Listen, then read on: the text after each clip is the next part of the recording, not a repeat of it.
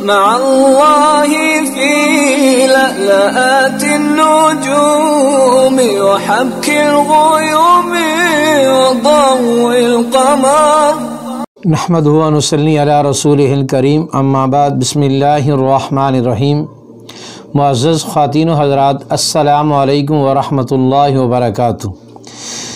میں آپ کی خدمت میں حاضر ہوں پروگرام سنہری باتوں کے ساتھ۔ نبی کریم صلی اللہ علیہ وسلم کی مجلس میں ایک صحابی تشریف لائے، رنگ کے اعتبار سے انتہائی بدصورت تھے اور مال کے اعتبار سے انتہائی غریب تھے۔ عرض کی کہ یا رسول اللہ، اگر میں راہ خدا میں لڑتے ہوئے شہید ہو جاؤں تو کیا مجھے میرے اللہ جنت نصیب فرمائیں گے؟ رسول اللہ صلی اللہ علیہ وسلم نے فرمایا آپ کو اللہ ضرور جنت نصیب فرمائیں گے۔ اس کے بعد وہ صحابی رسول دشمن سے بڑی دلیری کے ساتھ لڑتے رہے اور آخرکار شہید ہو گئے۔ جب وہ شہید ہو گئے تو نبی علیہ السلام شہادت کے بعد ان کی میت کے پاس تشریف لے گئے اور 3 باتیں ارشاد فرمائیں۔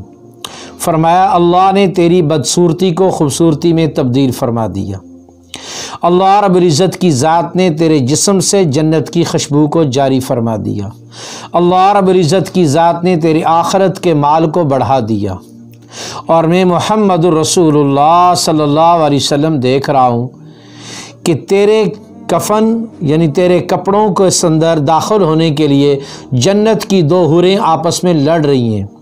ایک یہ کہہ رہی ہے کہ میں پہلے داخل ہو جاؤں اور دوسری یہ کہہ رہی ہے کہ میں پہلے داخل ہو جاؤں۔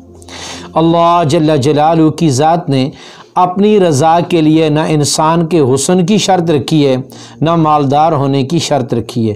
اللہ نے تو اپنی رضا دینے کے لیے اپنے حکموں کو اپنے نبی کے طریقے پر پورا کرنے کی شرط رکھی ہے۔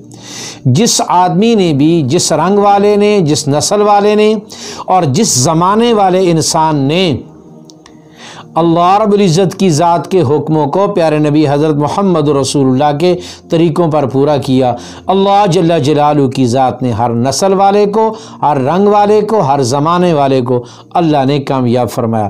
اللہ رب العزت کی ذات ہمیں بھی صحابہ کے طرز پر اللہ کے حکموں کو رسول پاک کے طریقوں پر عمل کرنے کی توفیق نصیب فرمائے، اور جو جذبہ شہادت اللہ نے صحابہ کو نصیب فرمایا تھا، اللہ امت محمدیہ کے ہر مسلمان کو وہ جذبہ شہادت بھی نصیب فرمائے۔